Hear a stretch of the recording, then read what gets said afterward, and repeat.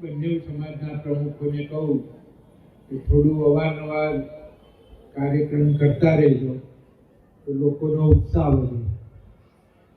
અહીંયા નડિયાદ હવે ધીરે ધીરે ખૂબ મોટું થઈ ગયું છે. નડિયાદમાં જે વિદ્યાર્થીઓ આપણા સમાજના છે એ લોકોને ભણવા માટેની પણ સુવિધાઓ વધતી ગઈ છે. અહીં આપણે મેડિકલ કોલેજ પણ નડિયાદની અંદર થઈ ગઈ અને આ 6 ગામ પાટીદાર સમાજના અગ્રણીઓ છે, એમાં હર્ષદ કાકા અને એનડી દેસાઈનું ફેમિલી અહીંયા આ કોલેજ એન્જિનિયરિંગથી માંડી અને મેડિકલ કોલેજ ચલાવે. એ સિવાય આયુર્વેદ યુનિવર્સિટી પણ આપણે ત્યાં થઈ ગઈ. નટુભાઈ પટેલ આયુર્વેદ યુનિવર્સિટી બની, એટલે એ પણ નવા કોર્સિસ સાથે અહીંયા નવી કોલેજો પણ સ્થપાવવાની અને એમને શરૂ પણ કર્યું.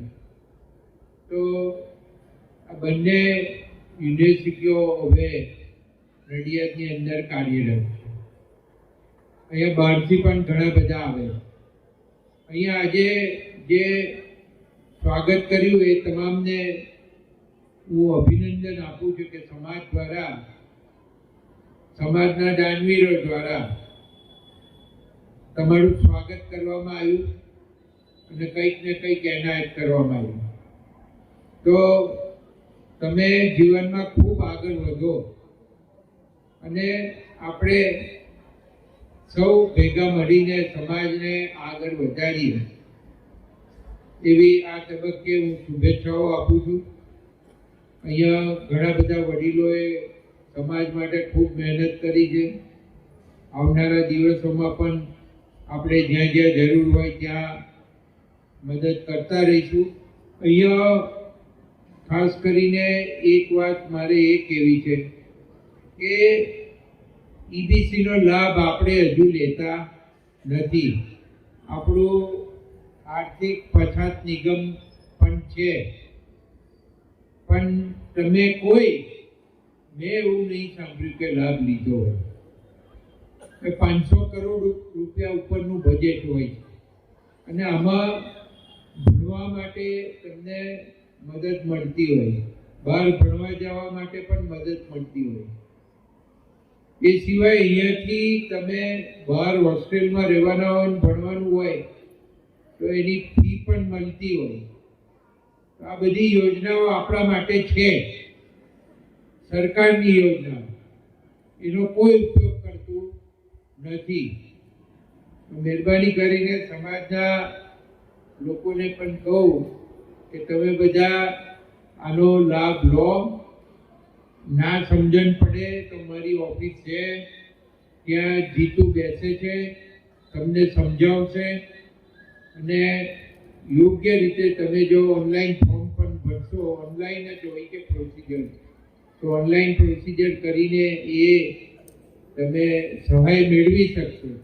તો આ તબક્કે ખાસ એ પણ કહું છું. બીજું ખાસ એ કહું છું કે 70 વર્ષથી વધુ વયના લોકોને હવે બધાને આયુષ્માન કાર્ડ આપવાનું આપણા દેશના વડાપ્રધાન નરેન્દ્ર મોદી સાહેબે નક્કી કર્યું છે. તો સમાજ મારફતે એક કેમ્પ યોજાય. 70 વર્ષના જેટલા પણ હોય એ તમામને અંદર આવરી લઈ અને અહીં કેમ્પ યોજાય તો આપણે એમને આયુષ્માન કાર્ડની કીટ લાવીને અહીંયા જ આયુષ્માન કાર્ડ કાઢી આપે એવી વ્યવસ્થા કરીશું. તો જે કોઈ હોય એ તમે નામ નોંધાઈ જ દેજો અત્યારથી. એટલે એક દિવસ નક્કી કરી અને એ દિવસે એમના કાર્ડ પણ થઈ જાય. એ સિવાય પણ જેને જરૂરિયાતવાળા હોય એ તમામને આયુષ્માન કાર્ડ ના કાઢ્યું હોય તો એ આપણે કાઢી આપીશું અને જરૂર પડે તો એ પણ મારી ઓફિસથી તમે સીધી મદદ લઈ શકશો. હવે હમણાં કહ્યું એમ ધીરે ધીરે બધા અહીંયાથી માઇગ્રેટ થઈને બહાર જતા રહ્યા છે. ઓસ્ટ્રેલિયા છે, અમેરિકા છે, યુકે છે, કેનેડા છે. કેનેડા હવે થોડું બંધ થયું છે એટલે સ્ટુડન્ટ ત્યાંથી પાછા આવશે. એટલે આપણે પણ હવે સમજી વિચારી અને જે બહાર જે નોકરી કરવાની છે એ જે જોબ છે તમે જોબ બહુ આપણને અઘરું પડે છે રહેવા માટે, ખાવા માટે ત્યાં આગળ. અને લંડન ને કેનેડામાં પણ ઘણા બધા એવા જોયા છે મેં કે ત્યાં આગળ મુશ્કેલી અનુભવે છે અને ફેમિલી અહીંથી દેવું કરીને મોકલતા હોય છે અને પછીથી એમને પસ્તાવો થતો હોય છે. આ પણ મેં જોયું છે. તો તમે દેવું કરીને મોકલો એના કરતાં અહીંયા જ રાખી અને અહીંયા જ એને હવે ભણાવો આગળ એવું વિચારો. અને અહીંયાની સુવિધાઓ અહીંયા તમે આણંદ હોય કે ખેડા હોય તો આની અંદર એટલી બધી યુનિવર્સિટીઓ થઈ ગઈ ને એટલા બધા કોર્સીસ છે. બધી જ લગભગ કોર્સીસ આની અંદર ટેકનિકલ એજ્યુકેશનથી માંડી, હોમિયોપેથિકથી માંડી, મેડિકલથી માંડી, એન્જિનિયરિંગથી માંડી અને કોમર્સ, આર્ટ્સ, સાયન્સ આ બધી જ ફેકલ્ટીઓ અહીંયા હોય ત્યારે આપણે અહીંયા જ ભણીએ અને અહીંયા જ કામ કરીએ એવું આપણે કરીએ એવું આ તબક્કે આપ સૌને કહું છું. અને જ્યાં જ્યાં અમારી જરૂર પડે ત્યાં અમે તમને ચોક્કસ મદદરૂપ થઈશું. અમે 2 ટાઈમ ઘરે બેસતો જ હોઉં છું એટલે હું પોતે પણ 11 વાગે ને 5 વાગે બધાને મળતો જ હોઉં છું નડિયાદમાં હોઉં ત્યારે. તો આ ખાસ આપણે કાળજી રાખી અને આ ધ્યાનપૂર્વક આનો અમલ કરીશું. બીજું ખાસ કરીને આપણે સ્વચ્છતા અભિયાન ચલાવ્યું છે. અમે રોજે રોજ કચરો ઉઠાવવાનું કામ કરીએ છીએ, 1 કલાક તો જઈએ છીએ. તો તમને બધાને વિનંતી કે તમારું ઘર અને આગનું ચોખ્ખું રહે અને કચરો તમે આવનારા જે મ્યુનિસિપાલિટીના સાધનો હોય એમાં આપો એવું કરો એવી આ તબક્કે વિનંતી કરું છું. નડિયાદ ધીરે ધીરે આગળ વધતું હવે કોર્પોરેશન થવા જઈ રહ્યું છે.